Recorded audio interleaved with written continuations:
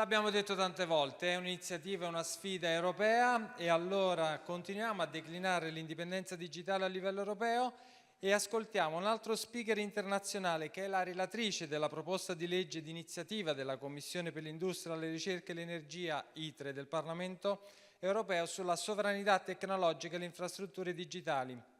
Una proposta presentata il 25 febbraio 2025, 3 mesi dopo la nostra iniziativa a Milano. So, with great pleasure, I would like to introduce Sarah Knafo. Welcome to our conference. It is a pleasure to have you here. Can you please share with us the key points of your vision for European digital independence? With pleasure. So, ministers, senators, members of parliament, ladies and gentlemen, I'm delighted to be here with you today to talk about digital independence. I'm French, as you may hear. I was a civil servant in the French Court of Auditors, and I was elected to the European Parliament last June. There, I chose to join the Industry, Research and Energy Committee because I believe that these are key issues for the future of our economy that have been disdained by politicians for too long, particularly in France. The European Parliament has asked me to draw up a report on technological sovereignty and digital infrastructures. This report aims to set political guidelines for the years to come. I think we can all agree that we are in the early stages of a digital revolution. In fact, the revolution is already here. The question is whether our continent will play its part or remain a captive spectator, captive to technologies invented elsewhere and mastered by others. Allow me to start with that. Today, I'm sure we have all written our speech in Microsoft Word format on a MacBook or Windows computer running an Intel processor. Some of us are taking notes saved remotely on Google Drive or iCloud. For organization purposes, you have probably exchanged emails with Luigi or Julia via Outlook or WhatsApp. Eventually, our speeches will probably be viewed on YouTube. Our companies and our administrations all use almost 100% American software. I have to say that today we are a digital colony of the United States. The same goes for hardware. All hardware manufacturers are American or Asian, and they all manufacture in Asia. Some think or hope we might be in a better position when it comes to manufacturing components. Unfortunately, we are not. Microprocessors are almost all made in Asia. In the 19th, Europe accounted for almost half the world's production. Today, it's less than 10%. 1% for France, even though it was a Frenchman who invented the smart card. Fortunately, we still have the Dutch company ASML and ST Microelectronics, a Franco-Italian company. This is further proof that we can achieve great things together, my dear Italian friends. And are we in a better position in the data market, the oil of the 21st century? Unfortunately, neither are we. 92% of Western data is stored in the USA. 69% of the European cloud market share is held by American players. This is not only a symptom of Europe's technological backwardness, it's also a strategic vulnerability. Our sensitive data, even when stored in Europe, is dangerously exposed to the US extraterritorial laws. If US national security so requires, the US State Department or Department of Justice can gain access to data hosted under servers. The United States may be an ally, and I'm sure they are, but it's no less a competitor. And they never hesitate to use any means to ensure their economic supremacy. intelligence, espionage, justice, and diplomacy are all at the service of economic warfare.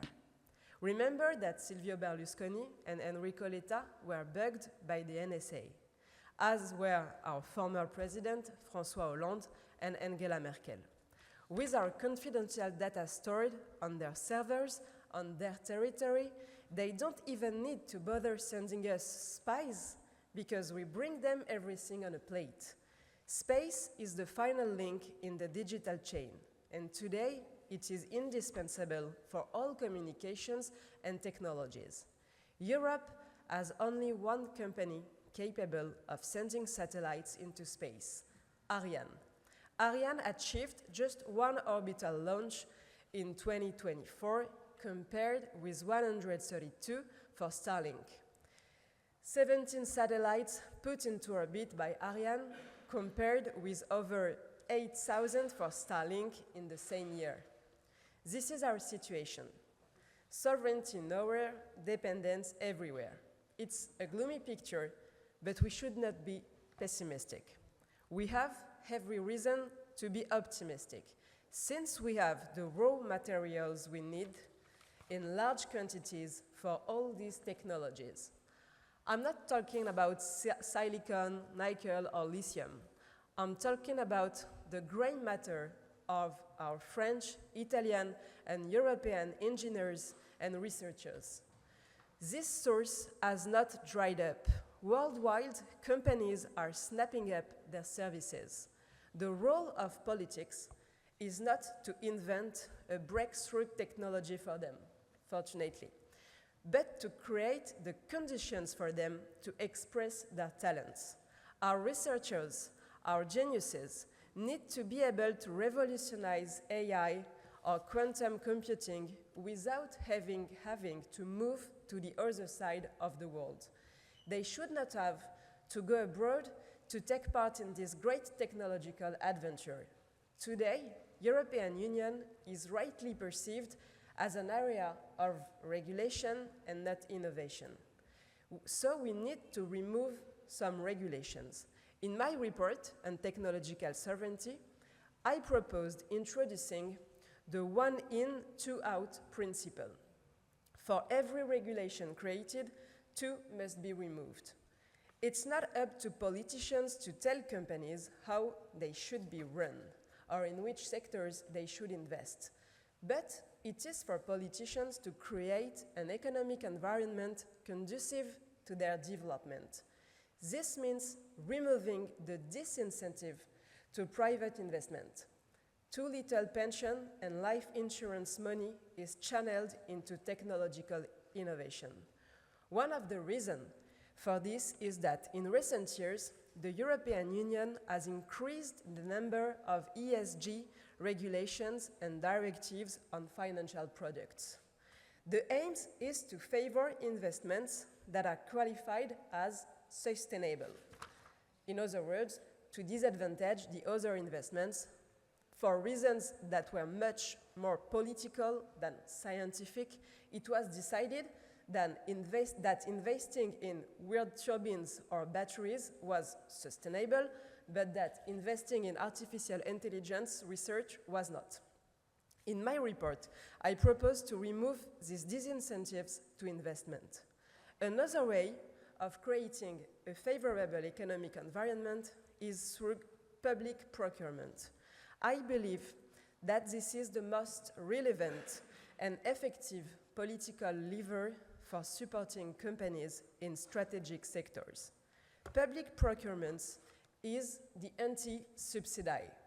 It avoids all its shortcomings. Politicians love subsidies, in particular French politicians, because it gives them importance.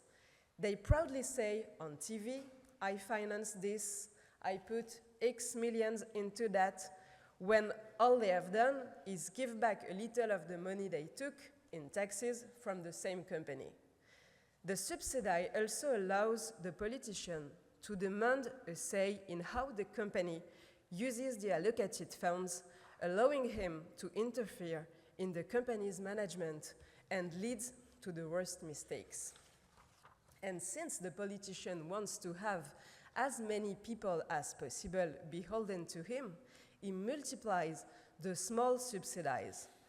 He sprinkles blindly on the most promising companies as on those doomed to failure. Political logic is about quantity and not quality.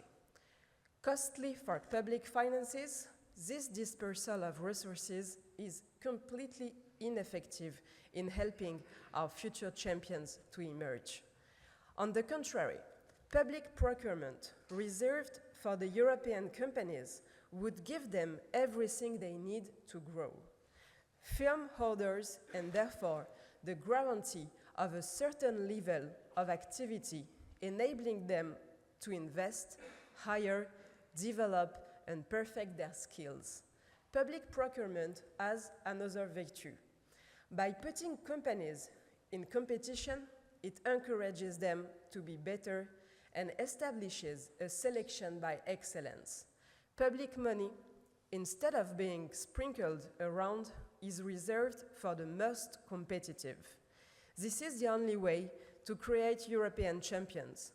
Those who succeed in winning markets in Europe are the ones most likely to conquer other markets around the world. Eventually, reserving public contracts for European companies costs the public purse almost nothing. European preference can also be achieved by imposing security criteria. For example, I have proposed that the level of certification for data hosting be raised to protect against extraterritorial laws. We can also use public procurement to introduce a criterion for the geographical location of data servers. Let me tell you that the French government of Emmanuel Macron awarded Microsoft a major contract to host and process the health data of all French citizens. The French competitor was rejected on the grounds that it did not have sufficient storage capacity. Yet it was precisely with such an order that it could have acquired these capacities. This choice is a double nonsense, according to me. Firstly, economic, and secondly, strategic. The health data of major decision makers is an obvious means of exerting pressure that cannot be left to foreign powers. Subsidizing a European company in the morning only to award a contract to its American competitor in the afternoon, these are the aberrations that give rise to our difficulties. Another solution, and it's the last but not least, digital technologies consume a lot of electrical energy, so they need abundant, reliable, and competitive electricity. This is an asset that we, in France, had dearly acquired and which a generation of politicians quickly squandered. I'm referring, of course, to nuclear power, which was sacrificed in favor of wind and photovoltaic energy, which simply don't work. Instead of recognizing this failure, European leaders are pushing ahead with ever more investments, ever more wind farms, ever more interconnections, ever more public money. We need to put a stop to these aberrations and free up the rules of the European electricity market so as to stop favoring the most expensive energies. As you can see, rather than grand general principles, I have proposed concrete solutions, I tried to, that can be applied immediately and that will quickly have a positive impact, I hope. I believe that success does not always require major revolutions, just a lot of common sense and pragmatism. With perseverance and determination, I'm sure we can catch up. Because we are only at the beginning of the digital revolution, nothing is set in stone. Everything remains to be invented and built. Elizabethan England was a latecomer to the maritime scene and was able to overthrow the domination of the established naval powers. By this time, the Portuguese, Spanish, and Dutch had already taken a considerable lead. Yet, thanks to a total mobilization of its resources, talents and innovations, England not only caught up, but dominated the oceans. Today, we have digital oceans to conquer, and it's not too late to take the plunge. Thank you. Thank you so much to Sarah Knafo. Thank you for being with us today. Vi ricordo che la Commissione ITRE voterà sul rapporto, sulla proposta dell'onorevole Knafo il 3 giugno. Ovviamente andremo a seguire questo voto.